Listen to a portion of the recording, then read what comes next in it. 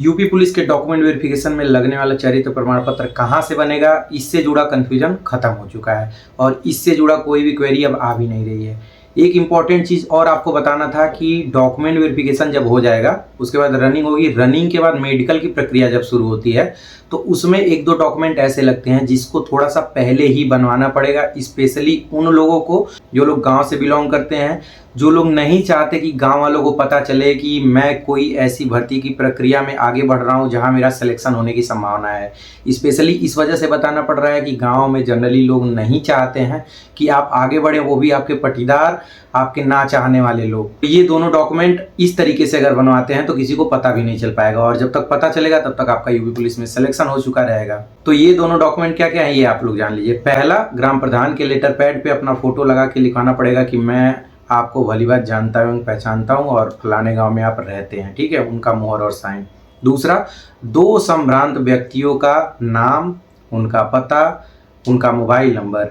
ये दोनों डॉक्यूमेंट आपको मेडिकल में लेके जाने पड़ेंगे। ये दोनों डॉक्यूमेंट आपको बनवाना पड़ेगा। अगर आप सब कुछ होने के बाद बनवाओगे तो उस समय सबको पता चल जाता है। मैंने कैसे बनवाया था ये मैं आपको बताता हूँ, क्योंकि मैं भी चाहता था कि ज़्यादा से ज़्यादा लोग ना जान पाए, क्योंकि चाहने वालों से ज़्यादा हमेशा ना चाहने वालों की संख्या होती है। तो अगर आप अभी बनवा लेते हो तो किसी को भनक तक नहीं लगेगी। बनवाना कैसे है, आप अपने गांव में जाओ, ग्राम प्रधान के पास। जनरली ग्राम प्रधान अपने हाथ से लिख नहीं पाते हैं, अगर लिखते होंगे तो अच्छी चीज़ है, अगर नहीं लिखते होंगे तो आप खुद ही लिख लेना कि मैं, फिर आपका नाम, आपका एड्रेस, उसके बाद मैं इनको भली बात जानता एवं पहचानता हूँ और इनके उज्जवल भविष्य की कामना करता हूँ। साइड में फोटो लगा के उस पर भी मुहर मार देंगे, बाकी नीचे मुहर और साइन कर देंगे। जनरली पूछ ही लेते हैं कि किस वजह से ये बनवा रहे हो। नॉर्मली कह देना कि आधार कार्ड को करेक्शन कराना था, तो वो कह रहे थे कि गांव का कोई ऐसा चीज़ करवा के लाइए जिससे हो जाए, जिससे पता चले कि आप इस गांव के रहने वाले हैं, तो इस वजह से बनवा रहा हूँ। तो ऐसे मैंने बनवा लिया था, तो ऐसे आप भी बनवा सकते हो। अब प्रॉब्लम वहाँ आएगी जिनके परिचित ग्राम प्रधान नहीं है। मतलब जनरली होता ना, गाँव में दो चार गुट होते हैं, उनके गाँव के ग्राम प्रधान नहीं है, तो वहाँ आपको डरने की ज़रूरत नहीं है। आप बिना उसके चले जाइएगा, बता दीजिएगा सर हमारे गांव में ऐसा ऐसा सीन है, इस वजह से मैं नहीं बनवा पाया। तो वहाँ पे वो आपको कोई ना कोई दूसरा रास्ता बता देंगे जहाँ से टेंशन खत्म हो जाती है, ठीक। बाकी मैंने दो संभ्रांत लोगों वाला सर्टिफिकेट बताया था, तो बच्चे बहुत ज़्यादा टेंशन में आ गए थे कि सर मेरे गाँव में तो कोई ऐसा है ही नहीं जो ये चीज़ लिख के दे दे। सब चाहते हैं कि हमारा सिलेक्शन ना हो। देखो, सबके गाँव में ऐसे लोग होते हैं, ये कहने वाली बात नहीं होती है। गांव में कोई भी ऐसा दो व्यक्ति जो आपके खूनी रिश्ते से ना आता हो। खूनी रिश्ते का मतलब आपका सगा चाचा ना लगता हो, सगा ताऊ ना लगता हो, मतलब ये सारी चीज़ें, यानी कि आपके खानदान को छोड़ के कोई भी हो। सम्भ्रांत का मतलब ये नहीं होता है कि कोई ठाकुर साहब हो, कोई पंडित जी हो, कोई ग्राम का प्रधान ही हो। गांव का कोई भी शख्स जो फोन आने पे ये कह दे भैया हम इनको जानते हैं। जैसे बहुत सारे ऐसे लोग हैं जो लोग गांव पे नहीं रहते हैं, मतलब उनका निवास प्रमाण पत्र गांव का है लेकिन वो शहर में रहते हैं या फिर किसी और राज्य में रहते हैं, तो उन लोगों को टेंशन लेने की ज़रूरत नहीं है। अगर फ़ोन करने पे वो व्यक्ति नहीं भी कहता है कि आप इस गाँव में रहते हो ना, तब भी कोई दिक्कत नहीं होगी। पहले तो डॉक्यूमेंट वेरिफिकेशन से क्लियर हो जाता है कि आप रहने वाले कहाँ के हो। अगर वो नहीं बताएंगे तो कोई तो बताएगा, जलन के मारे ही बताएगा कि नहीं भैया पहले यहाँ रहते थे अब वो वहाँ चले गए हैं। तो इससे कोई टेंशन वाली बात नहीं है। दो लोग आपको मिल ही जाएंगे, भले ही उनको गांव में कोई ना जानता हो। जनरली फ़ोन पे ही पूछ लेते हैं भैया इनको जानते हैं या नहीं जानते हैं, कभी कभी फ़ोन भी नहीं आता है, ठीक। तो बस एक वेरिफिकेशन के लिए होता है कि हाँ ये इस गाँव के निवासी हैं या नहीं है। निवासी के लिए निवास प्रमाण पत्र सबसे बड़ा प्रमाण होता है, बाकी ये तो सिर्फ काम चलाने के लिए होता है। तो वो आपको कागज़ कहाँ मिलेगा, तो वो कागज़ भी आपको डाउनलोड करना पड़ेगा यूपी पुलिस के वेबसाइट पे। जब आपका मेडिकल प्रक्रिया होने वाला रहेगा तभी दे दिया जाएगा कि इस पे संभ्रांत वाला सर्टिफिकेट बनवा के लेके आना है, ठीक है। तो ये बनवा के आप वहाँ पे दे दोगे, बाकी कोई डरने की ज़रूरत नहीं है। दो लोग तो मिल ही जाएंगे यार। गाँव में मुझे लगता है कि 100% किसी के दुश्मन नहीं होंगे। किसी को भी दो लोगों को खोज लीजिए, कोई भी हो आपके यहाँ, ट्रैक्टर चलाने वाला, हल जोतने वाला या फिर झाड़ू ही लगाने वाला हो, उसका भी चलेगा। संभ्रांत का मायने नहीं रखता है कि वो किस परिवार से है, किस जाति से है, कैसा उसका घराना है, ठीक है। ऐसे कर लोगे तो कोई समस्या नहीं होगी।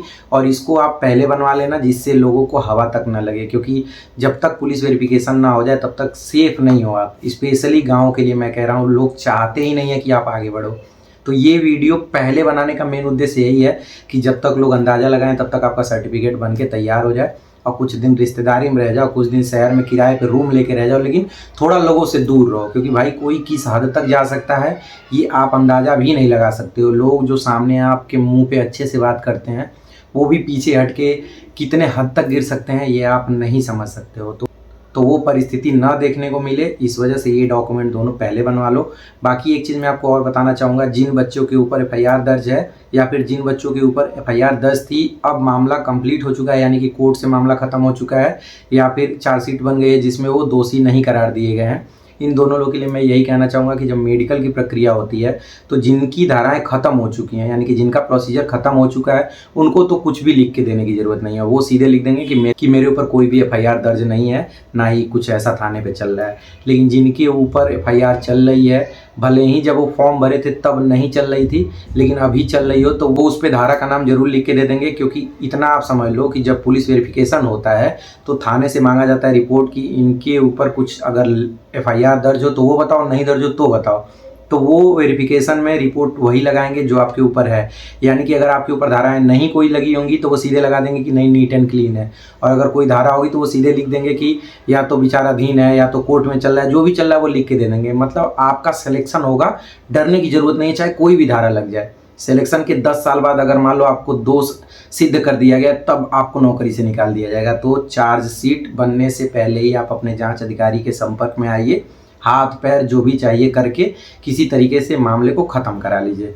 बाकी डरने की ज़रूरत नहीं, किसी के ऊपर कोई भी धाराएं हो वो मेडिकल में दे देंगे।